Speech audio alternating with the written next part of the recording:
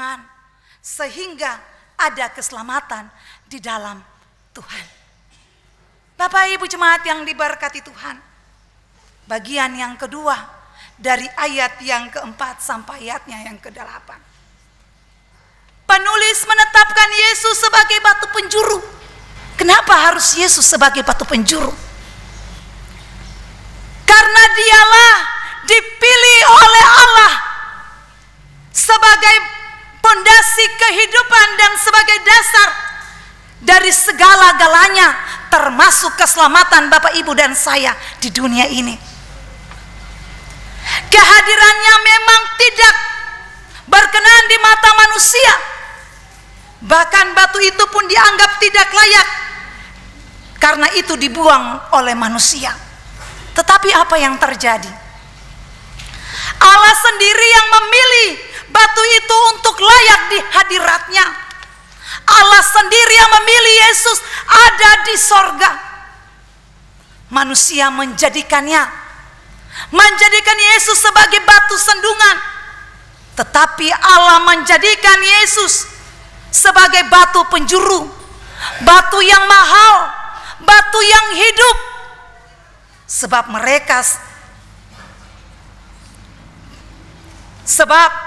mereka sendiri tidak percaya kepadanya.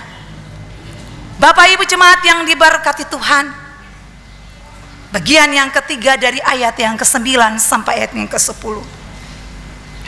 Penulis membuat pemisahan bahwa orang percaya telah ditentukan sejak semula untuk menerima keselamatan kekal di dalam Allah.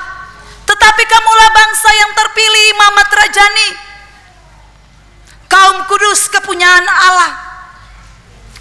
Artinya Tuhan berkenan kepada siapapun yang mau taat dan percaya di dalam nama Tuhan Yesus Kristus.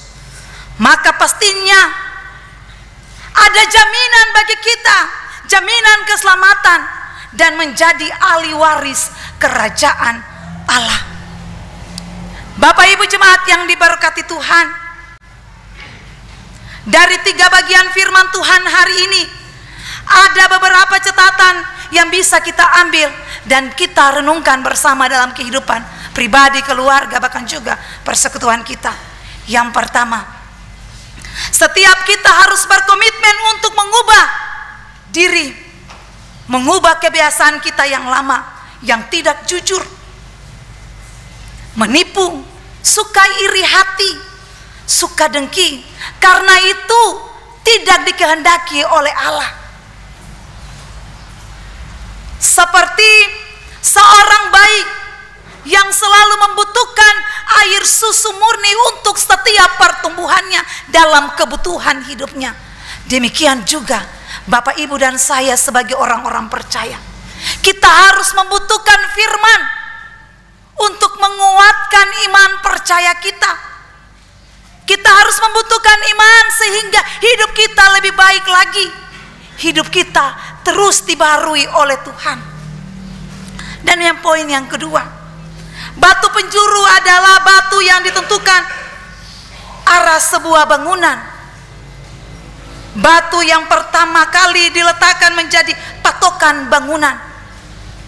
Yesus adalah batu penjuru sendiri, dan Bapak, Ibu dan saya adalah bangunan-bangunannya. Sebagai batu penjuru, Tuhan Yesus adalah pusat dari aspek kehidupan kita. Dia adalah batu yang menentukan arah hidup kita.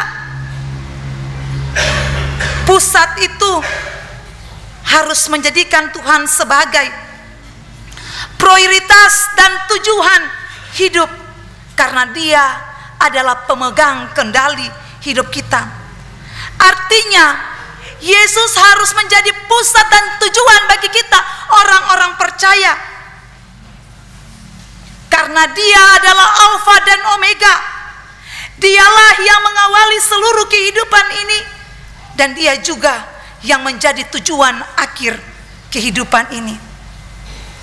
Dan ketika Tuhan Allah sudah mengirim anaknya sebagai batu mahal, tumpuhan dan kekuatan kita, maka Jadilah diri kita tumpuan dan kekuatan untuk orang lain.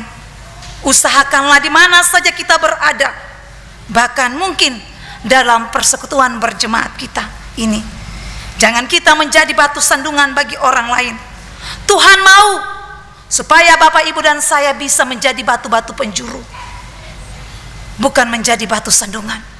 Tuhan mau Bapak, Ibu, dan saya bisa menjadi batu yang hidup untuk menopang dan memberikan kekuatan bagi orang-orang yang lemah. Tuhan memberkati kita lewat kebenaran firman-Nya. Amin.